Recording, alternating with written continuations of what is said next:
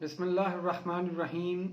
रब्बिश्रह ली सदरी व यस्सिर ली अमरी वहलुल उक़दतम मिन लिसानी यफ़क़हू क़ौली। सदक़ल्लाहुल अज़ीम। अज़ीज़ पाकिस्तानियों, अस्सलामु अलैकुम।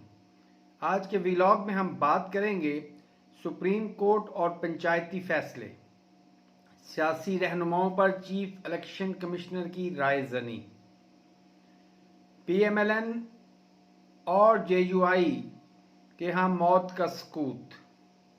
मगर सबसे पहले आज की ब्रेकिंग न्यूज़, एक इंतहाई अफसोसनाक खबर। बलूचिस्तान के इलाका पसनी में पाक फौज का एक कॉन्वॉय जो 2 गाड़ियों पर मुश्तमिल था, जिसमें एक सूबेदार और 13 जवान थे, उस पर दहशतगर्दों ने घात लगाकर हमला किया और तमाम 14 शेरदिल जवानों को शहादत के मर्तबे पर फाइज कर दिया। एक बहुत बड़ा नुकसान है और यकीनन वतन से मोहब्बत करने वाले हर इंसान का दिल ऐसी जुल्म पर खून के आंसू रोता है। आज दुश्मन पाकिस्तान के न सिर्फ सरहदों पर दस्तक दे रहा है, बल्कि पाकिस्तान के गली कूचों और दूर दराज इलाकों में भी दुश्मन की पहुंच बहुत ज़्यादा बढ़ गई है, जिसके नतीजे में आए दिन ऐसे वाक़यात हो रहे हैं जिसमें अफवाज पाकिस्तान, रेंजर्स और FC के जवान अपनी कीमती जानें अपनी वतन की मिट्टी पर कुर्बान करते चले जा रहे हैं। लेकिन सवाल पैदा होता है कि क्या हम अपने जवानों की इन शहादतों से कुछ सीखते हैं? ऐसे में कि जब बलूचिस्तान में पाक फौज के इन दलेर जवानों का लहू बहाया जा रहा था, उसी वक्त इस्लामाबाद पुलिस कौमी असेंबली के साबका स्पीकर असद कैसर को गिरफ्तार कर रही थी। क्या हम ये नहीं समझ सकते कि हम ये सोचने से कासर हैं कि आज जब दुश्मन ने वतन को हर सिमत से घेरा हुआ है, ऐसे में वतन को इत्तफाक और इत्तेहाद की जरूरत है। ऐसे में वतन को ऐसी क़यादत की जरूरत है जो कौम को मुत्तहिद कर सके, जो कौम को इत्तफाक और इत्तेहाद की लड़ी में परोस सके, जो कौम के दरमियान भाईचारे की फ़ज़ा पैदा कर सके, जो ऐसी फ़ज़ा पैदा करे जिससे ना सिर्फ हमारी अफवाज के हौसले बुलंद हों, बल्कि दुश्मन के हौसले पस्त हों। लेकिन अगर जो ही मुहब्बे वतन पाकिस्तानी शहरियों और अवामी नुमाइंदों की गिरफ्तारियाँ, उनका अगवा, उनके ऊपर तशद्दुद और उसके बाद बेवकूफ़ाना किस्म के इंटरव्यूज़ का सिलसिला जारी रहा, तो मुझे खौफ आता है कि दुश्मन के इन वारों में, दुश्मन के इन हमलों में मज़ीद शिद्दत आती चली जाएगी और कौम के ये मासूम बच्चे, गरीब माँ बाप के, गरीब बीवियों के शौहर, बहनों के भाई यूं ही धरती पर अपनी जान निछावर करते जाएंगे और हम न जाने कब तक उनके लहू की सूरत में अपनी गलतियों का खराज अदा करते रहेंगे। नाज़रीन, आज सुप्रीम कोर्ट का जो फैसला था वो एक सुप्रीम कोर्ट के फैसले से ज़्यादा एक पंचायती फैसला लग रहा था। चीफ जस्टिस कादी फ़ायज़ ईसा ने अपना सारा गुस्सा एक बार फिर प्रेसिडेंट ऑफ पाकिस्तान पर निकाल दिया। उन्होंने एक अजीब मंतक पेश की कि गैर आइनी तरीके से असेंबली डिसॉल्व करने वाले पर आर्टिकल 6 लगना चाहिए। अभी तक ये समझ नहीं आ रही कि वो किस गैर आइनी असेंबली तहलील की बात कर रहे हैं। अगर तो वो सदर पाकिस्तान की उस असेंबली की तहलील की बात कर रहे हैं जो जो कौमी असेंबली के स्पीकर की रूलिंग के बाद दी गई, तो एक तरफ तो काजी साहब कहते हैं कि वो पार्लियामेंट की उमूर में मुदाखलत करने का हक नहीं रखते, वो पार्लियामेंट की बालादस्ती में यकीन रखते हैं, तो फिर उन्हें पार्लियामेंट जिसका सदर पाकिस्तान एक हिस्सा है उसके मामलात में मुदाखलत करने से गुरेज करना चाहिए। और अगर उनकी मुराद पंजाब और खैबर पख्तूनख्वा की असेंबलियों का तोड़ना है, तो ये भी बुग़्ज़ो अनाज से ज़्यादा कुछ नहीं, क्योंकि बहुत कम इल्म वाले लोगों को भी ये चीज़ वाज़े तौर पे पता है कि आइन ने सूबाई असेंबलियों के वज़ीर आला को इख्तियार दे रखा है कि वो जब चाहें असेंबली को डिसॉल्व करके नए इलेक्शन के लिए जा सकते हैं।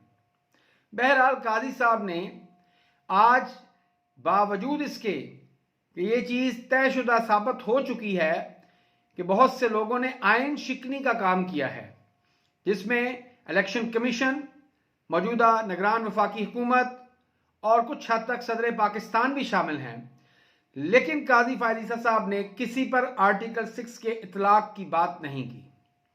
ताहम उन्होंने एक बार फिर प्रेसिडेंट सदर आरफ अलवी से अपने बुग़्ज़ व अनात का भरपूर मुजाहरा किया है।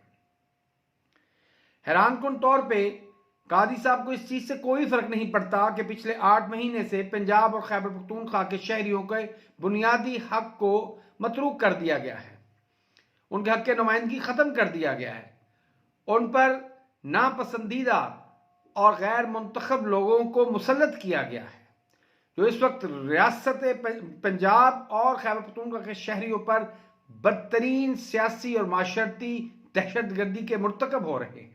अवाम का जीना दो भर हो चुका है, लेकिन अफसोस के काजी फायद ईसा साहब को इसके बारे में ज़रा भी ख्याल नहीं आया।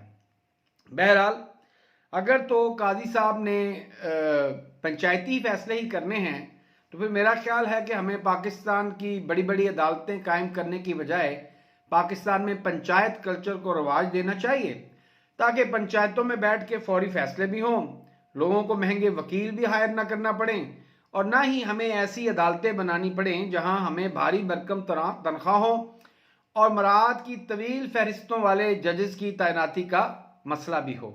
तो काजी साहब, अल्लाह ताला आपको हिम्मत दे तो आगे बढ़ें और इस पर एक फ़ैसला दें कि आज के बाद तमाम फैसले पंचायतों में हो जाएं, सुलह सफाई से हो जाएं, ताकि ये अदालतों में जो ड्रामेबाजी होती है इससे हमारी जान छूट जाए और इंसाफ भी फौरी तौर पर मिले।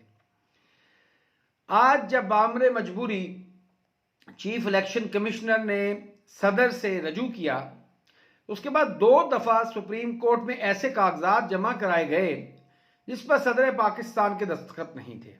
बहुत सी क्यासराइयाँ हुई, मगर बाद में पता चला कि उनके अल्फाज कुछ यूँ थे कि इलेक्शन कमीशन अपने इख्तियारात को इस्तेमाल करते हुए इलेक्शन की डेट दे रहा है, हालांकि आइन की रूह से और सुप्रीम कोर्ट के फैसले की रूह से ये इख्तियार सिर्फ और सिर्फ सदर पाकिस्तान का है। तहम जब इन अल्फाज को दुरुस्त कर लिया गया तो उसके बाद सदर पाकिस्तान के दस्तखत शुदा कागजात सुप्रीम कोर्ट के रूबरू पेश कर दिए गए और फिर यूं 8 अक्टूबर की तारीख का ऐलान हो गया। हैरानकुन तौर पे चीफ इलेक्शन कमिश्नर, जो कि अमूमन अवाम से दूर रहना पसंद करते हैं, आजकल कुछ ज्यादा गुफ्तगू कर रहे हैं। एक मौके पर उन्होंने फरमाया कि इमरान खान बहुत बड़े और पाकिस्तान के मकबूल तरीन लीडर हैं और एक ज़माने में मैं उन्हें बहुत पसंद करता था, लेकिन उनको सब्र और बर्दाश्त से काम लेना चाहिए था। हैरानकुन तौर पर मुझे समझ नहीं आती कि एक ब्यूरोक्रेट कब से मुल्क के मकबूल तरीन सियासी रहनुमाओं को ये बताने लगा है कि उन्हें कब गुस्से में रहना चाहिए और कब उनको बर्दाश्त का मुजाहरा करना चाहिए। साथ ही उन्होंने इरशाद फरमाया कि मैं चाहता हूं कि मैं सियासतदानों को इकट्ठा बैठाता। क्या ये चीफ इलेक्शन कमिश्नर का काम है? क्या चीफ इलेक्शन कमिश्नर भी पंचायत लगाना चाहता है? ये पाकिस्तान में हो क्या रहा है? एक तरफ सुप्रीम कोर्ट के चीफ जस्टिस पंचायतें लगा रहे हैं, जस्टिस मंसूर अली शाह को पंचायती फैसलों के ख्यालात आ रहे हैं, तो दूसरी तरफ चीफ इलेक्शन कमिश्नर अपनी पंचायत लगाना चाहते हैं। अल्लाह के बंदे, तुम रियासत के एक मुलाजम हो, तुम्हें रियासत के लोगों के दिए गए टैक्स के पैसे से तनख्वाह मिलती है, तुम एक नौकर हो, रियासत के नौकर हो। तुम कौन होते हो कि जो रियासत के अवामी नुमाइंदों को एक टेबल पे बिठाने का ठेका ले रखता है? मुझे समझ नहीं आती कि पाकिस्तान को एक मजाक बना दिया गया है, जिसका जो मुंह आता है वो कहता चला जाता है और हर कोई यहां पर एक छोटा सा फिरौन है, देसी फिरौन। बहरहाल आज का जो लास्ट नुकता है वो ये है कि इंतखाबात की तारीख की जो दाग बेल थी वो तो कल ही सुप्रीम कोर्ट ने डाल दी और ये चीज़ क्लियर थी कि आज तारीख का हतमी ऐलान हो जाएगा।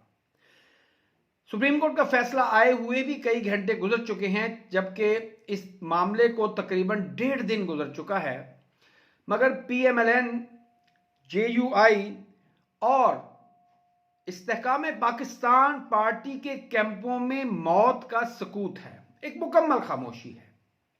कहने को ये तीनों जमहूरी पार्टियां हैं।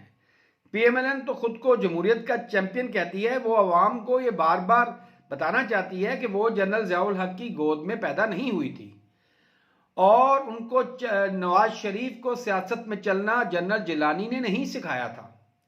साथ ही वो कौम को ये भी बताते हैं कि हमने तो मुशर्रफ से एनआरओ नहीं लिया था, ना ही हमने जनरल कियानी से एनआरओ लिया था और ना ही हमने कोई और एनआरओ लिया, और हम तो बूट को इज्जत नहीं देते बल्कि हम तो वोट को इज्जत देते हैं।